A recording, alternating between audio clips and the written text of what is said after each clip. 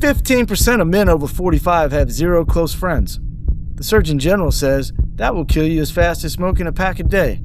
Where are your friends?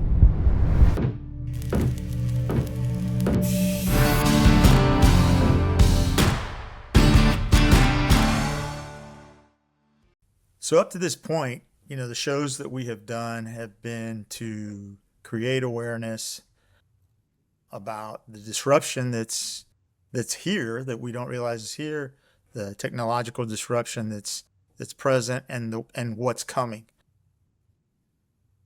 But learning about AI, knowing about AI, using AI, making AI a tool, there's got to be more to it than just that for us. Yeah. So the last 3 weeks we have read about, if you read the dispatch, we were talking about machines that think faster than you do, systems that moved into the physical world without asking permission, and sorting that is already separating the men who adapt from the men who do not. And if you're like most men, you did all that by yourself, all alone. You read it at your desk. Maybe you had it in your phone between meetings. You thought about it when you were out on a walk. You might even have mentioned it to your wife or forwarded it to a friend. But you didn't sit across from another man and say what you were actually thinking. And that you did not say the thing that is kind of underneath the thing is, you are navigating the most consequential shift of our lifetime, and you're doing it all alone. This is the Second Half Man Show. I'm 601. We're here every Tuesday. Today, we'll be discussing The Last Advantage. If you like the way the show goes, make sure you hit that like button. Also, subscribe. We'd love for you to become a member of the Brotherhood. Don't forget to leave comments if you have any. Don't forget about our weekly newsletter that is free to subscribe for, the Dispatch. It's usually the information that we're analyzing in these shows. So with that, let's get back to this topic. Look, I think what we're talking about here is not a technology problem.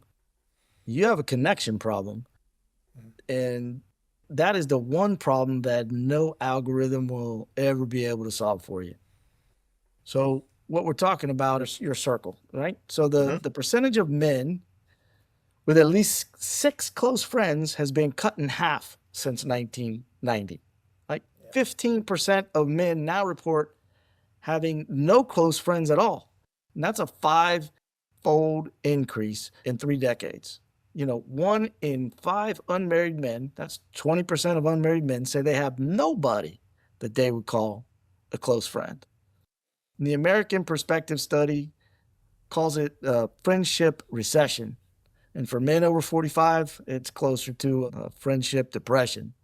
So we have a lot of things that are going on, and it all comes down to our inner circles.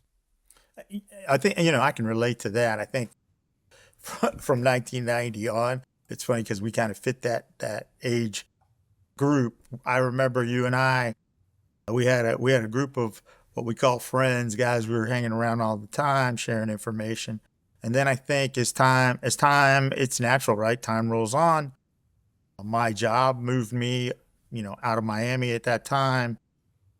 I had kids. You didn't get married till after me, but it's just, you do. It's absolutely correct. Your circle of friends gets smaller and smaller and smaller as time goes on. Yeah, you said one thing. You said you think it's only natural.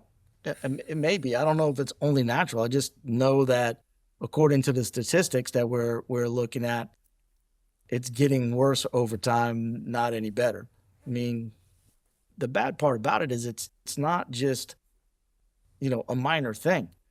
It has serious, more than just social consequences, serious consequences for your health. U.S. Surgeon General issued a formal advisory declaring loneliness as a public health epidemic. The findings stopped people cold. It said social disconnection carries a mortality risk that's comparable to smoking 15 cigarettes a day. That's almost a pack a day. It raises stroke risk by 32%, heart disease by 29%, and for men over 50, isolation raises dementia risk by 50%. There's not an emotional, softness dressed up as science. This is cardiology and neurology. This is hard facts. So there's health in our socialism, right? I didn't say in your socialism now. Socialism. I mean, in our socialism with each other, us, being together, being in a group, I can't play men's softball with just one guy. So, yeah. And the thing about it is it's not just numbers, right? It's about depth. Men aren't just losing friends, they're losing the quality of the friendships that they keep. The same research shows that men report being less emotionally connected to their friends than they do at any point in the survey's history. And women outperform men on every single measure of emotional engagement and support with inside friendships.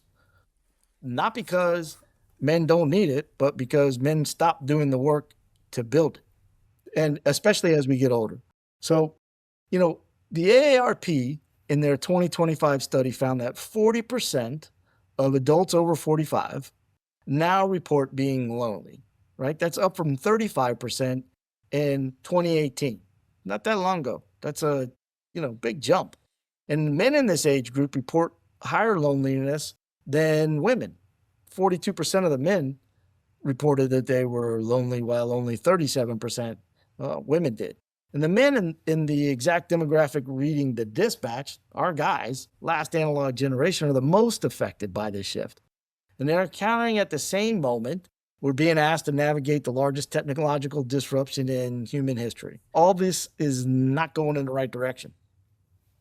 Yeah, I would assume that the introduction of technology, more so than we are aware of, it's not helping our ability to get out and spend time with other people or interact with other guys, right? Yeah. And so here's the really big thing. Men are significantly less likely than women to turn to friends, family, or professionals for support, right? We communicate less frequently with our friends. We are more likely to report not belonging to any group or community. And that data doesn't say men are lonelier than women in the broad sense. It says men are more disconnected. And that distinction matters because loneliness is a feeling. Disconnection is a structural failure. Yeah, the thing is though, Russ, we grew up in a time where we didn't have time to be sissies. We didn't have time to to cry about things. We didn't have time to be worried about whose feelings we were hurting. We didn't have time to worry about our own feelings, right? We had a job to do. We had to move forward. We were taught that nobody can solve your problems really but yourself, right? You gotta stay focused. You gotta have a goal, and you have to keep moving in that direction. Yeah. Right? You can't dispute that we weren't raised that way. Nope. And therein lies the trap. The man who believes self-reliance means going it alone, right? Yeah. We built our careers on competence. We solved problems. We provided for families. We didn't ask for help. And that was a deal. For decades, it all worked well enough that, we never had to question anything. But, the world that rewarded solitary competence is the same world that is being rewritten by AI every week. And the man who could figure everything out on his own is facing systems now that evolve faster in a single day than one man can possibly track. And the playbook that made him successful is the same playbook that is leaving him isolated at the exact moment he needs other men around him the most. Yeah, but I think I hear what you're saying. I agree with you. That now is the time. Now is the time, if you will, to build a brotherhood, right? So that we can cope with what's going on there. But it's hard to break the tradition, I guess you want to call it, of us going alone, right? We need, we always felt like, hey, who can you depend on more than yourself? Nobody, right? All the dependence you have, the desire to get things done. Every decision I ever made, yeah, I as I got older, I shared them with my wife, and she gave me some influence. But ultimately, I always felt, oh, I got to make the right decision. I got to make the right decision. Yeah. So, Oh, look. it's been a lifelong thing, right? Now I'm gonna have to change. I'm gonna have to adjust that, right? Is that what you're saying? Well, yeah. The trap is not that you can't see the problem, right? The trap is that kind of almost exactly what you were saying is that we've been trained to believe that needing other men is a sign of weakness, rather than a sign of wisdom. And we will upgrade our software, we'll try and learn the new tools, and we'll read every newsletter and watch every tutorial out there, but we will not pick up the phone and call another man and say, I don't know what the hell I'm doing, and I think we should try to figure this out together. We try to do everything to avoid, appearing weak or not not able to handle it on our own. I think, I mean, you would agree. Look, most of the guys that we're targeting, most of the guys that we want to help are guys that are independent individuals. They've built their business, they've climbed the corporate ladder, they've done well. And with that, in most of those leadership roles, as you're aware, you have to maintain a position of confidence. You have to maintain a position of assuredness. You have to show those people that you're leading, that you're infallible, that they can count on you, that every decision you make is going to be not only in your best interest, but their best interest. Yeah. And so that creates, by its very nature, right? That creates a lot of solitude, because if you work all the time and you're around them people all the time, then you're on guard all the time. Yeah. Look, I know that man. Hell, I was that man. When I was having the issues with my business, I had plenty of people around me, right? Employees, vendors, clients, professionals, they all paid to interact with me. And look, I didn't have a single man that I could sit with and say the truth out loud. Not the professional version of the truth, but the real one. Because for exact reasons you said, you can't tell your clients you're having issues. You can't tell the banks you're having issues. You can't tell your employees you're having issues. That all those things just kind of go out the window, and it's hard not to fall into that old I'm we're strong, everything's okay, and try to show that assuredness and that everything's going to be fine. Let's just keep on moving. And sometimes that's just not the case, but you can't really show that. Right. And that's the biggest problem. And after my business finally did collapse, the rebuilding didn't start with a plan. I was pretty down. The rebuilding just started with a conversation, an honest conversation with one man who I'd known since fourth grade, right? 601, you didn't have any answers. You didn't have, Nope. You didn't have great advice. Nope. You didn't know how to tell me what to do in the situation I was in. Right. But you had presence. You sat with me. You listened. You helped me just keep moving forward. And that is a different thing entirely from knowing what to say. You didn't have to know what to say. You just had to be there. And everybody needs somebody like that, a circle of friends that they can rely on. And that is where this week's code comes into play. Element 21 of the Sovereign's Code in my upcoming book, the second half manifesto, how to stay dangerous when AI and society want you obsolete, is simply entitled Connect. right? Becomes the foundation that everything else is built on. It's about deep, meaningful relationships being life's ultimate force multiplier. Last week we talked about force multiplication, but this week we show that connect and who you are connecting with is the ultimate force multiplier that there is. And it transmutes every just ordinary experience into something extraordinary and meaningful. And I spent the last 10 dispatches talking about technology, systems, intelligence, sovereignty, and all of it matters, but none of it works alone. None of it. So the man who commands AI without a brotherhood commanding alongside of him is just a more efficient version of lonely. He may have better tools, but nobody to build with.